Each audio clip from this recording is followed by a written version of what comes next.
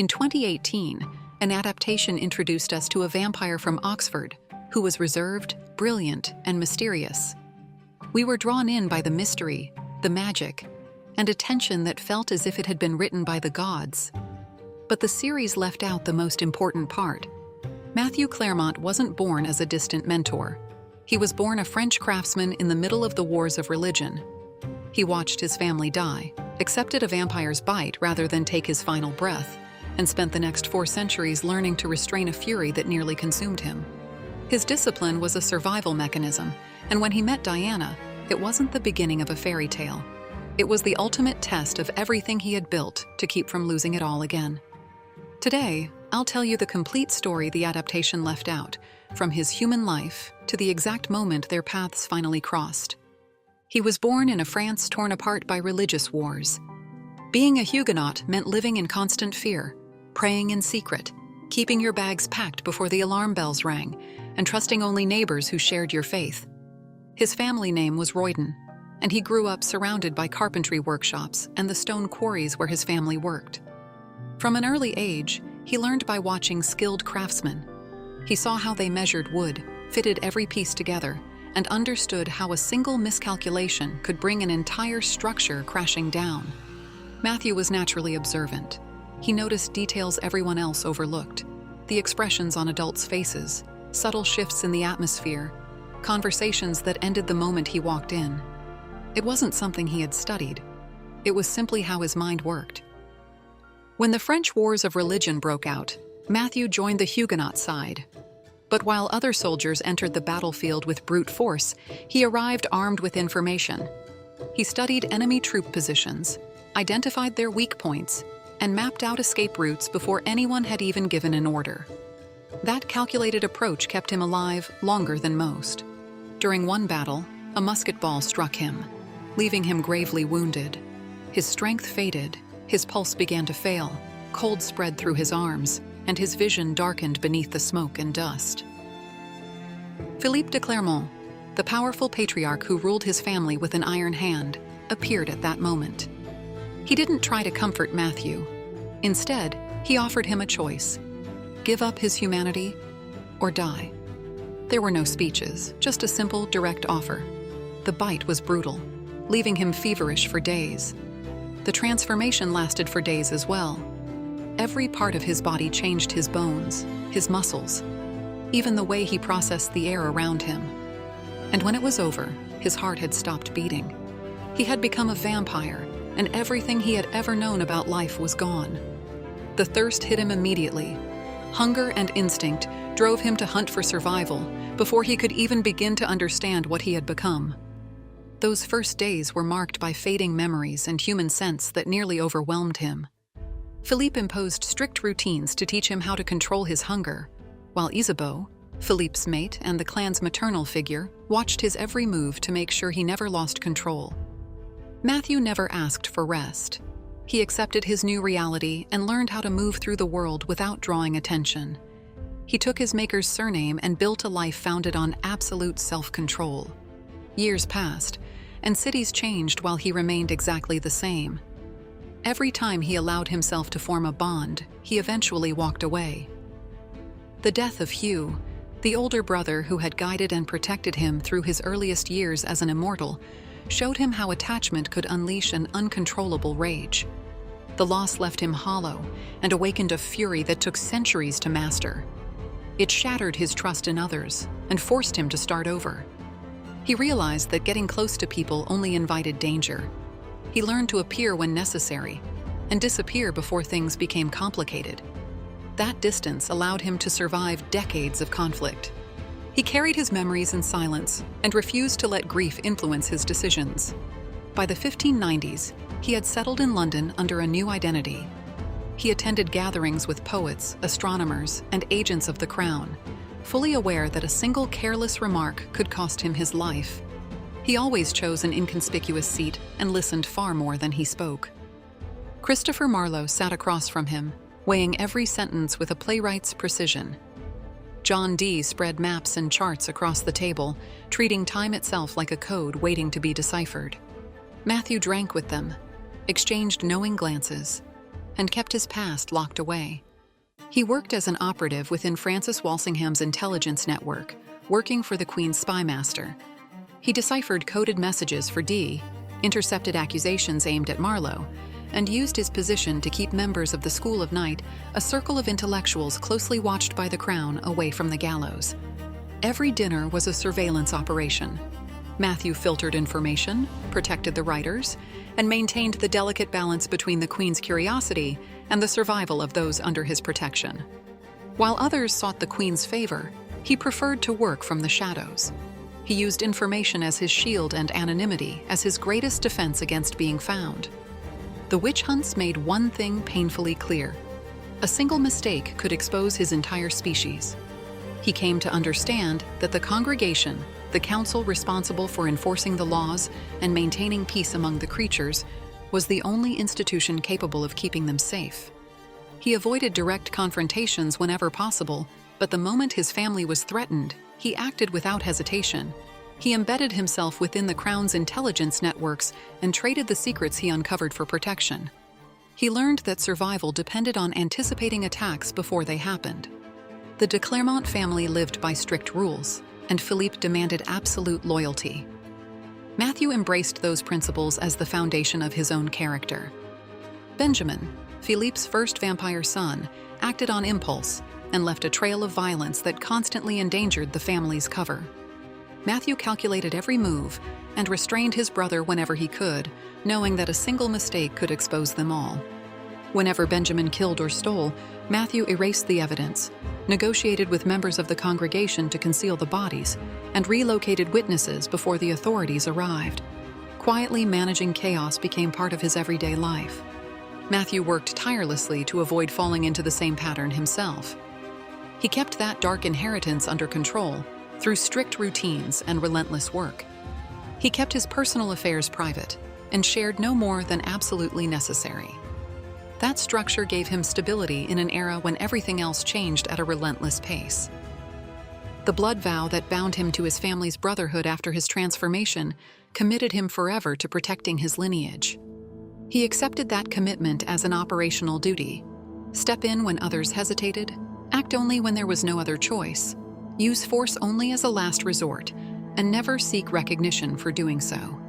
That discipline allowed him to stay level-headed whenever chaos erupted around him. His family knew his routines and trusted that he would always answer the call. His enemies, on the other hand, could never predict his next move.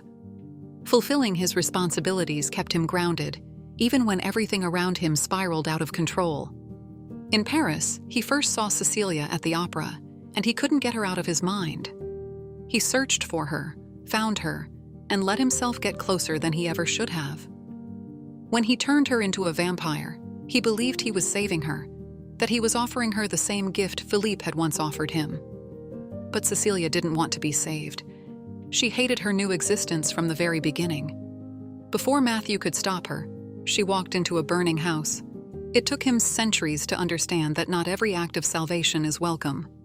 Years later, he brought Juliette to Sept Tours, his family's ancestral castle. She was ill, fragile, and completely dependent on him. His attraction to her went beyond physical desire. She reminded him of other women who had needed protection. Ysabeau and Baldwin, his soldier brother, distrusted her, but Matthew ignored their warnings. Juliette never adapted. Her fragility became a burden that he carried in silence. There were other women over the centuries. Some tried to make sense of his impossible schedule and the suitcases that were always packed. He never offered explanations. The moment they began asking the right questions, Matthew gathered his things and disappeared. Every departure left another scar and reinforced the same lesson. Growing close to anyone put everyone in danger. He learned to sever emotional ties before the damage became irreversible. Keeping his distance allowed him to assess every risk before taking action. It became a necessary habit for survival. He carried his memories in silence and refused to let pain shape his decisions. He lived through the French Revolution in the streets of Paris, watching the order he had known for centuries collapse within a matter of weeks. He had witnessed countless wars before, but never had he seen an idea destroy an entire system so quickly. That was when he realized the modern world wasn't going to wait for him. By the time the 19th century arrived, change was no longer measured in decades. Factories replaced workshops, firearms replaced swords, and new forms of communication shrank distances that had once taken months to cross. Matthew eventually stopped trying to keep up. Instead, he searched for a place where change was measured in decades rather than months. Oxford still offered a sense of continuity. Its ancient stone corridors, the weight of its archives, and its deep respect for accumulated knowledge gave him an anchor the rest of the world had already abandoned. He settled at the university and traded the study of war for scientific research. He left behind battlefields and espionage to focus on measurable evidence. He turned to science to understand why his species was growing weaker and how vampire bloodlines truly worked. The laboratory became his natural environment, and the scientific method became the only tool he trusted to answer questions without relying on ancient beliefs or superstition. He organized his life around a strict routine. He taught classes, reviewed research, and kept his mind occupied with concrete facts. He stayed away from political disputes and avoided conflicts that weren't his responsibility. That structure allowed him to remain in control and avoid impulsive decisions. That routine became the only thing keeping him stable. Oxford gave him the sense of permanence he needed after centuries, without a true point of reference.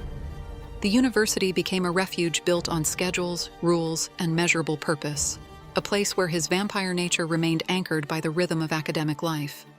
He chose to remain alone because he knew his presence unsettled the people around him. His reputation always arrived before he did, and he preferred to be respected from a distance rather than try to explain himself.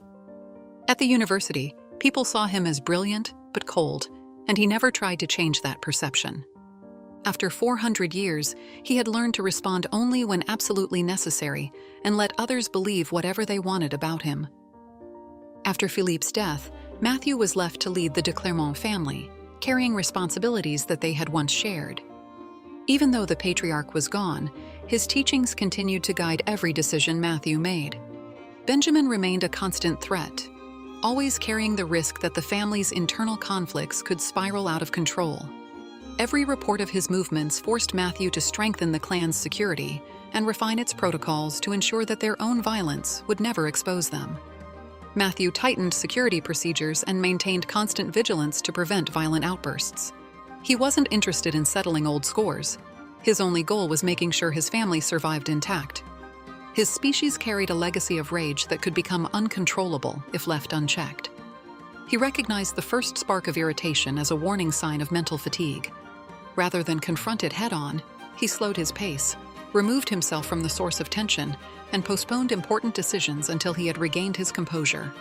He knew that an impulsive vampire endangered everyone around him, so he always chose restraint over immediate reaction. That level of self-control wasn't natural. It was built through endless repetition and constant correction.